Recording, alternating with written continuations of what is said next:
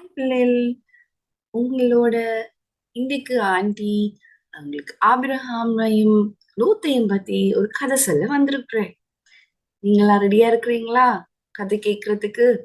சரி. அப்ப நாங்க இன்னைக்கு ஆபிரகாமும் லோத்தும் பத்தி பார்க்க போறோம். யார் ஆபிரகாம், யார் லோத்து அப்படின்னு பாத்தீங்கன்னா, ஆபிரகாம் வந்து லோத்துக்கு பெரியப்பா முறைன்னு சொல்லலாம். உங்களுக்கும் அப்படி இருப்பாங்க தானே? அப்பாட அண்ணா இல்லாட்டி தம்பி இருப்பாங்க தானே? அப்ப நாங்க பாக்குறோம். ஆபிரகாம்ட தம்பிட மகன் தான் லோத்து. அப்ப ஆபிரகாம் லோத்தை பத்தி நாங்க பார்க்க போறோம். நாங்க பாக்குறோம் ஒரு இடத்துல வந்து ஆண்டவர் சொல்றாரு ஆபிரகாம தன்ன இடத்துல இருந்து இன்னொரு இடத்துக்கு போறதுக்கு அழைக்கிறாரு தானே, கானான் தேசத்துக்கு போறதுக்காக அழைக்கிறாரு. அப்ப அழைக்கிற நேரத்துல கூட ஆபிரகாம் ஆபிரகாமோட லோத்தும் பெரியப்பா நானும் உங்களோட வாரேன் அப்படின்னு சொல்லிட்டு போறத நாங்க பார்க்கலாம். இவங்க எல்லாம் என்ன செய்யறாங்க, இப்ப அந்த அந்த ஆண்டவர் கூப்பிட்டு அந்த இடத்துக்கு போறதுக்காக ஒவ்வொரு இடங்கள்ல இருந்துட்டு இப்ப போறதுக்காக தான் அவங்க வேறு பிரிஞ்சு போய் இருக்கிறாங்க. அப்படி இருக்கிற நேரத்துல நாங்க பாக்குறோம் என்ன நடக்குது. உங்களுக்கு நிறைய ஆடுகள் இருந்துச்சா, நிறைய மந்தைகள் இருந்துச்சாம். சரியா? நிறைய மந்தைகள் இருந்தோடனே அதை மேய்க்கிறதுக்கு அவங்களுக்கு ஆடு மேய்ப்பர்கள் வேணும் தானே. அப்ப ஆபிரகாமுக்கும் நிறைய மாடுகள் இருந்துச்சு, லோத்துக்கும் நிறைய மாடுகள் இருந்துச்சு. அப்ப என்ன செய்தாங்களாம், அவங்க மந்தை மேய்ப்பர்களை வச்சு இந்த மந்தைகளை மேய்க்க பண்ணாங்களாம். அப்படியான நேரத்துல நாங்க பாக்குறோம், இந்த ரெண்டு மந்தை மேய்ப்பர்களுக்கு மத்தியில என்ன நடக்குதாம், சண்டை வருதாம். ஏதோ அந்த ஆடு குடுக்குற நேரம் இடத்துக்கோ இல்லாட்டி எதுக்கோ இடம் இல்ல, இல்லாட்டி அதுக்கு தண்ணி ஒழுங்கா என்னால கொடுக்க முடியல, நாங்க இருக்கிற நேரத்துல நீங்க வர வேணாம், அப்படி இப்படி சொல்ற மாதிரி நாங்க இங்க சண்டை ஒன்று வருது. சரியா?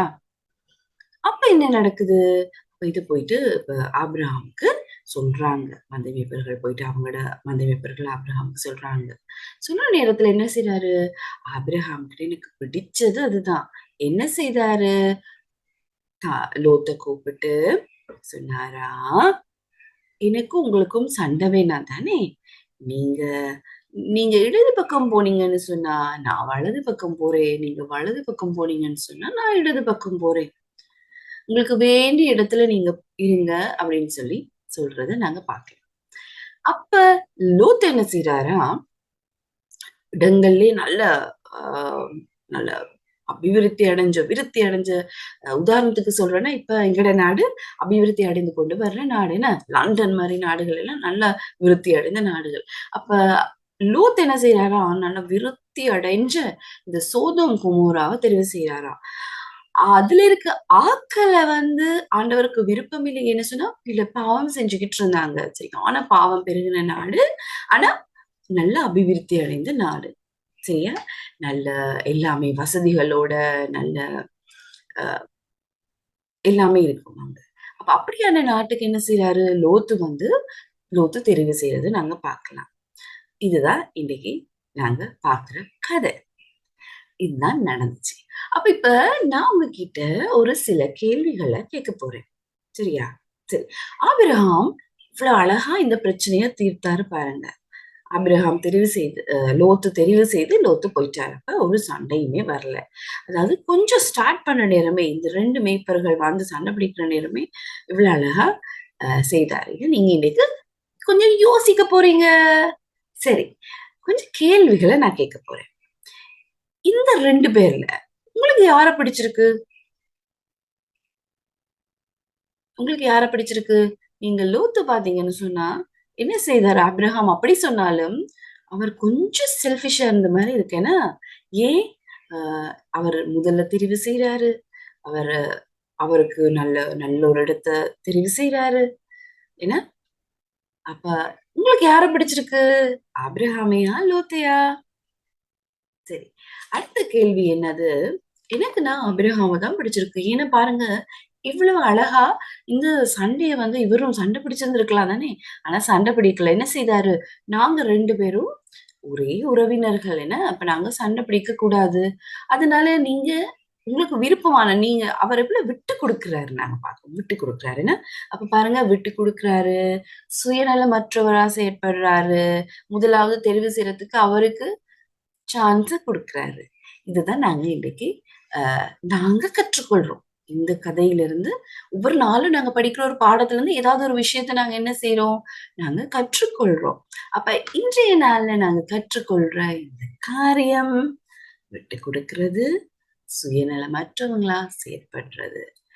ஏழுமான விதத்துல சண்டை பிடிக்காம நாங்க எப்படி எங்கட பிரச்சனைகளை தீர்க்கலான்னு நாங்க படிக்கிறோம். சரி, இப்ப நாங்க வாங்க மனன வசனத்தை பார்த்துட்டு வந்துருவோம். அது மாத்திரம் இல்ல, உங்களுக்கு ஒரு சில கேள்விகள் லோத்து நான் ஆண்டி சொன்னது மிக திரும்ப சிறந்த ஆண்டி இடத்தை உங்ககிட்ட கேட்க தான் போறேன். தெரிந்து கொண்டு ஆபிரகாமுக்கு மிகுதியை விட்டு சென்றது சரியா? இங்கு யார் சுயநலமாக செயற்பட்டார்? இந்த 2 கேள்விக்கு தான் நீங்கள் யோசிச்சு பார்க்கணும். சரியா? ஆண்டி சொன்னதை போல சண்டை போடாமல் ஆபிரகாம் எவ்வளோ அழகாக பிரச்சனையை தீர்த்தாரு. இந்த கதையில் நீங்கள் விரும்புகிறது ஆபிரகாமா லோத்தா? இப்போ நாங்கள் படித்த காரியத்தை பார்ப்போம். இன்றைக்கி கதையிலேருந்து நாங்கள் என்ன படிக்கிறோம்? முக்கியமாக நாங்கள் சுயநலமாக இருக்கக்கூடாது.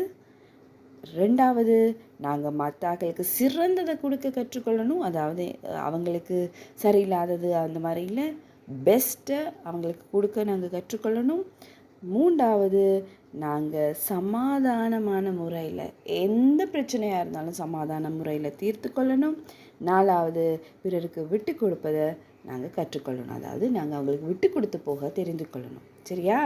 சரி, வாங்க மனன வசனத்தை பார்த்துருவோம். மனன வசனம் திருப்பாடல்கள் 25ஆம் அதிகாரம் 12ஆம் வசனம். ஆண்டவருக்கு அஞ்சி நடப்பவர் எவரோ அவருக்கு தாம் தெரிந்து கொள்ளும் வழியை அவர் கற்பிப்பார். ஆண்டவருக்கு அஞ்சி நடப்பவர் எவரோ அவருக்கு தாம் தெரிந்து கொள்ளும் வழியை அவர் கற்பிப்பார்.